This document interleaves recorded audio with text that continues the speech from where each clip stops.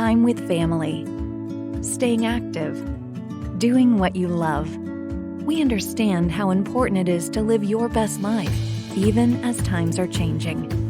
At Holzer, we strive to help every patient achieve their best health during every stage of life. With more options for care through in-person and virtual visits, we are dedicated to providing you with excellent care every time. Live your best life with Holzer.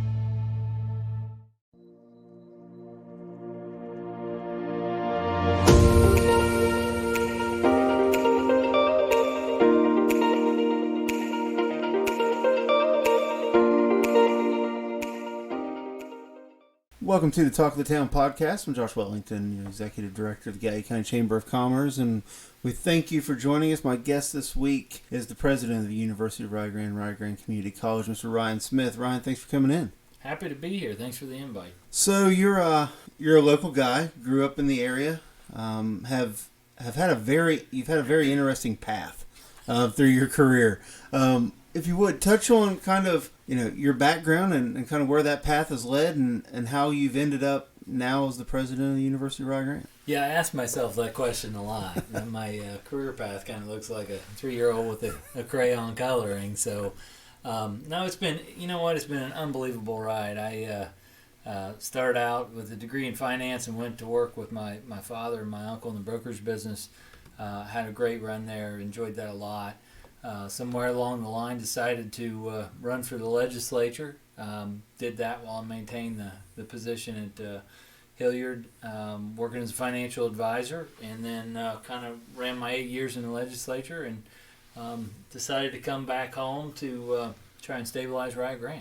I live 5 miles from the campus. I grew up in Gallia County. I know what it means to our area and how important it is, particularly the educational opportunities for the future and trying to help people get a pathway out of poverty. So that certainly intrigued me and came back and kind of the rest is history. We've been off to a really roaring start. So one thing that I remember that you were instrumental in, that you kind of went over there, is you were a school board. You were with the city school board for how many terms were you? Was it one or two terms? Two terms. 2 terms of school board. And it was during that time that the Red Dot campaign was very instrumental in getting the new schools built. What was kind of your push? I mean, obviously everybody, we want the best and the brightest for our kids. And can you talk a little bit about what that process was like and kind of what it felt like once you saw that achievement kind of come to fruition? Yeah, so that takes me back in time. So that was 2005 when we ran the Red Dot campaign. In 2004, I was chamber president, and I announced at the annual dinner that economic development, was so important, and one of the things holding us back at the time were lack of quality schools, because they were all outdated. So we kind of went down that path. And I could feel the groundswell of support, and people wanted that. And even though we failed to levy, I think 7 times prior to that, there was a tremendous amount of support, and the community came together on that so well. And we passed it at 72%, when a lot of people didn't think you could get it passed. And a few years later, I ended up on the school board because of that, and everybody said, "Oh, you should think about politics." And I thought, "Oh, that's crazy. Right. Who wants to be in parades and shaking hands and kissing babies?" And just a few short years later, there I was running for state rep and going to the legislature. So you've come back president of the University of Rio Grande, and outside of school board, not from what some people would maybe look at when they're deciding for that position for a university, of the academic higher education background. But we're seeing it more. Marshall University just went the same route with Brad Smith, a local name in the Huntington area from Sarita Canova area, went on to be the CEO of Intuit, and now is the new president of Marshall University, and has that same let's go attitude that you've shown. What do you think, by not being from that maybe more traditional higher education background, what are some of the positives that you see when you're looking at how you address the growth that you want to see, that maybe you've learned from other avenues that you wouldn't have seen if it had just been a higher education background, so to speak? Yeah, I think you're exactly right. The trend right now is there's a lot of business people that are becoming presidents of universities, and the reason being, the way I see it is, my expertise is more on the business side and the finance, and there's so much of that involved with having an operating a positive bottom line and a successful university, and then you have a chief academic officer, which is our provost, that is designed to take care of all the academic issues, which is where I don't have the experience. Right. So. She's been great. Dr. Bean is my provost, and she's my partner in this, and we really work well together. But I think that, from a business standpoint, it's pretty, what I think is pretty common sense. A lot of times it's like, let's make sure that we're making money in all the areas that we're doing, and if we're not, we either need to market it different and try to beef up the enrollment, or we need to cut our losses in that space and move a different direction. Coming out of government, people say the wheels of government move slow. I mean, the wheels of higher ed move glacially slow. So, I think I brought a little bit more of a speed and just really wanting to make a change quicker and move things along, because I feel like we need to be responsive to our customer, which are the students, and do everything from a business standpoint that anybody else would, which is market and raise your profile and make it a desirable place to want to go. Right. One of the first things that people have seen that you've done since you've been there was the tuition reduction. If you could talk a little bit about how that conversation came about and the results that you've seen by implementing that program. So over time, what happened was our enrollment was going down, and the decision was made to increase tuition to kind of make up for that. So when I got there, the tuition was over $27,000 a year on the private university side. And if you coupled all of the resources that you could from Pell Grants and financial aid and student loans, you could get to about $18,000, $19,000. So clearly there was a big gap. Right. And most of our students are under-resourced. They're first-generation degree seekers. They're 66% Pell eligible, meaning they just don't have a lot of resources. So many of them can pay $2,000, $3,000, $4,000, but 8 or 10 was out of reach. So we looked at that and realized that it was more expensive for students right down the road to come to our school or to stay at our school, right? Because the community college for the first 2 years for an Ohio student is as competitive as anything.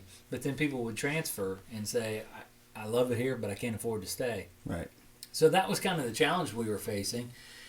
And it became kind of a leap of faith kind of thing to say, look, we need to reduce this. We need to create a financial pathway for people to stay and show them how they can, which is how we ended up where we did. So a 27% cut and reduction in our tuition, over $7,000, and a reduction in room and board worked really well. I mean, we were up 38% in enrollment this fall, and I hope it's an example for other universities and colleges to do, because it's just, that's the one thing I think in a world that it seems like nobody can agree on anything. Right. Everybody agrees that college is too expensive. Absolutely. And I think that you talked about the trend of looking at non-academic based leadership. Also, you're seeing, I think, nationwide a push on trade schools, things of that nature, and even trade style programs that maybe a university such as Rio Grande can offer, whether it's something in the arts or whatever the case may be. If you're looking at that side, how does Rio Grande, if that trend continues, whether it's welding or masonry or whatever, is Rio Grande set up now to where they're competitive in that market as well? Is that something that you look at as there's a competition for your better, for good students that can come through your programs with other programs that are maybe more non-traditional? Yeah, that's definitely a growing space. So the beauty of Rio Grande and having the university coupled with the community colleges means we can offer everything from short-term certificate programs to associate degrees to bachelor's degrees to master's. Okay. So it's kind of a one-stop shop. Right. And oftentimes what we see is our students come in maybe just seeking that certificate or associates, and then they get the confidence of like, hey, I can do this. I belong here. And before you know it, they've worked through an associate's and a bachelor's and beyond. So I think we're really well set up to be able to capitalize on that market. The non-traditional student is very regular to see on campus. I mean, we have a lot of working mom and dads that are trying to better themselves. The greatest feeling I had all year this past year was a graduation. When you would hand a diploma to somebody and you would hear a little voice in the crowd yell, "Way to go, Mommy." And it would make your hair on the back of your neck stand right. up, knowing that what they accomplished. So, I think and when I said that about tuition reduction, what I didn't say was we put so many student supports in place because we know they face a lot of challenges outside of the academic realm. And we really tried to beef that up to try and keep everybody on campus once they get there, because life happens and challenges happen, and it's really easy to drop out.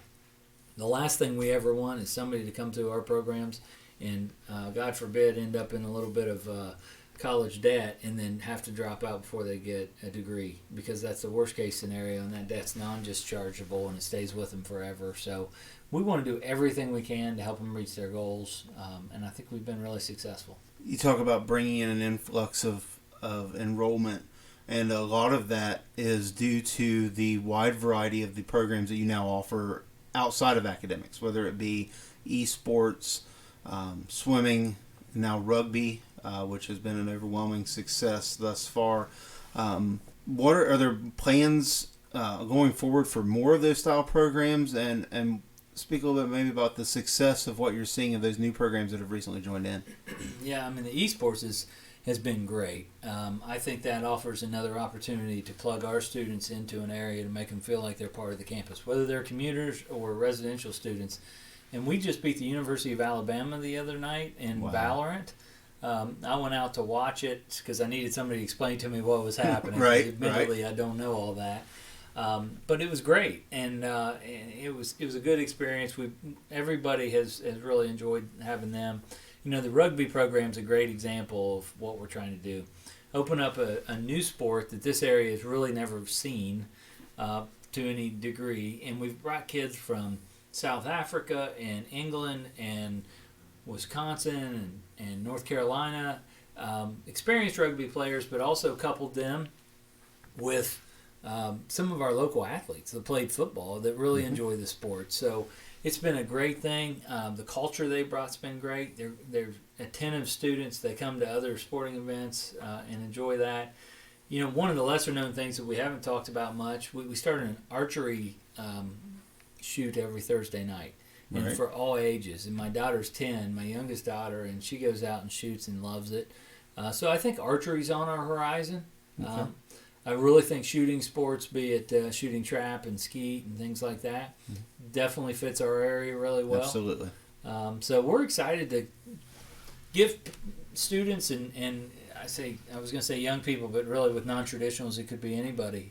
We have a father-daughter team on the bowling team. Wow, that's awesome. Yeah, so there's all these great stories, but give them a way to plug in and really be part of the system. It's great to see. You talk about rugby being new to the area. I try to know a little bit about a lot of sports. Rugby and cricket are two that aren't necessarily in my circle of knowledge, and you and I ran into each other the night after the first game, and I told you that night I don't know anything about rugby except how to spell it, but 90-0 seemed like a pretty good day.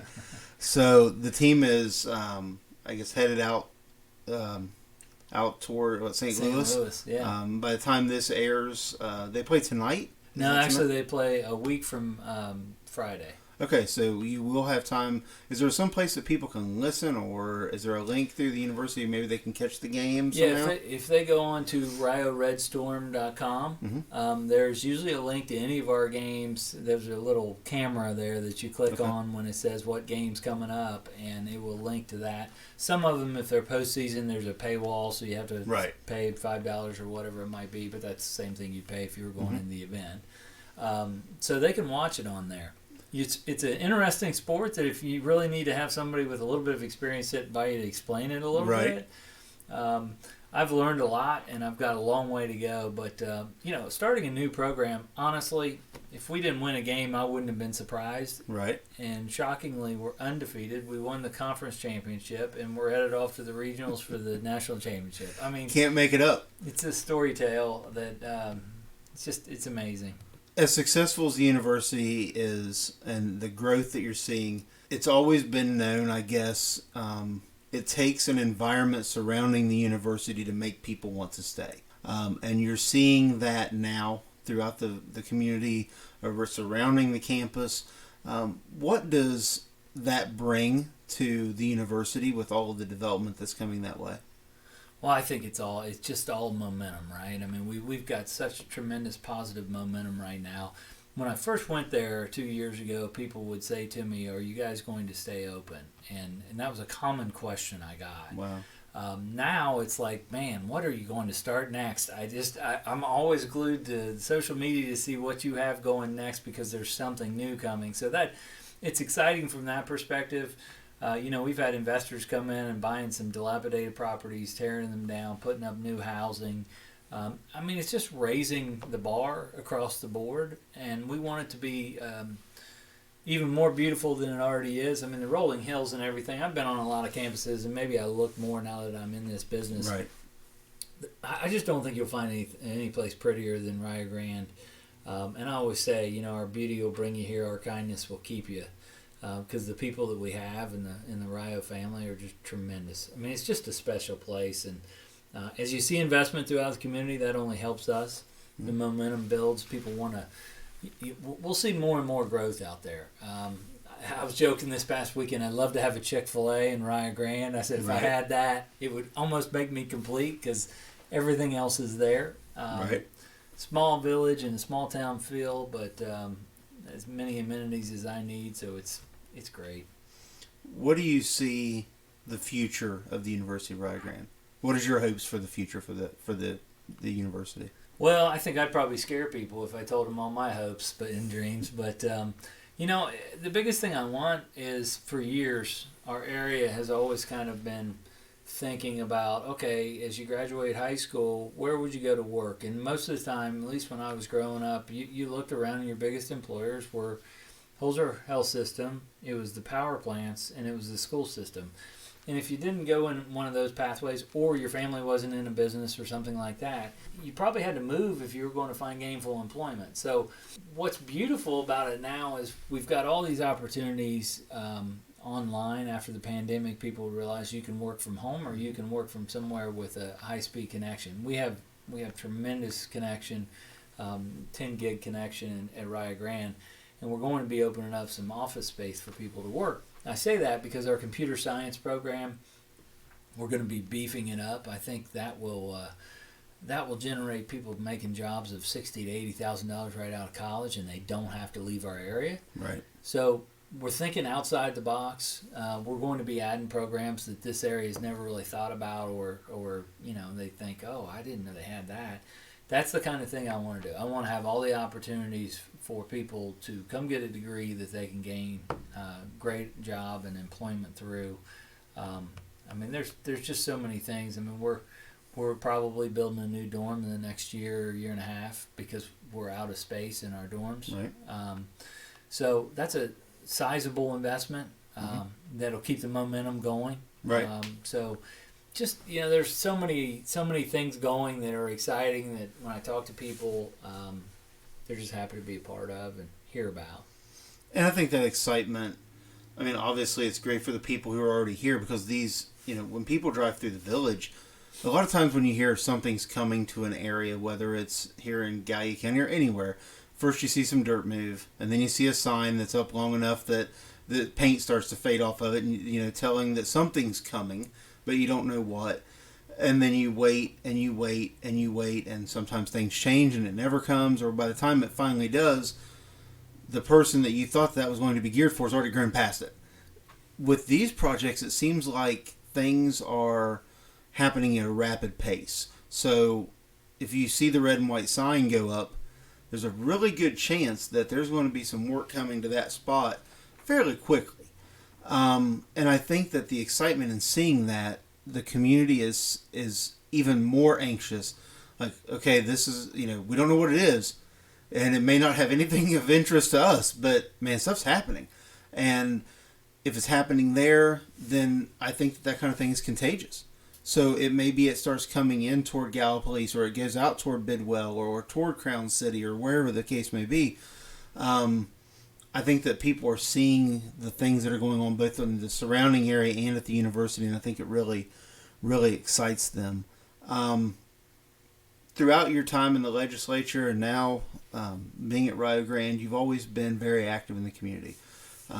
Whether it was, helping local organizations secure funding through the capital funding projects while you were in the legislature, or now with the university. What planted that seed of community service with you along the way? Well, probably my parents. I mean, giving back and things like that. But when Vicki and I got married in 1995, and we decided, hey, we're going to start a family here in Gallia County, it's our philosophy has always been, you can choose to live where you want to live if you're blessed enough to do that. But where you do, you should make it the best you can make it. And that's kind of always been our commitment. There's been a lot of different opportunities for me to be able to make an impact and a lot of great people to work with along the way. So I got involved in the Chamber of Commerce. I started working on the River Recreation Festival. Robin Fowler and I were co-chairs back in the late 90s. And, I just believe in public service. And Muhammad Ali, I think, says it best when his quote was, volunteerism is the rent we pay for our time here on earth. And I just feel like if more people did that, I mean, imagine the area you'd live in. Oh, absolutely. We talked about the community college and the university. I think some people are still, it's been the way that it is forever. I still think a lot of people in the area don't realize how unique the situation that we have here is. It's not a common thing to have the opportunity that people in this area have with the community college, university, marriage, if not for lack of a better term. It really is unique, and I assume it's still this way, but as of a couple years ago, we were the only co-located community college university together.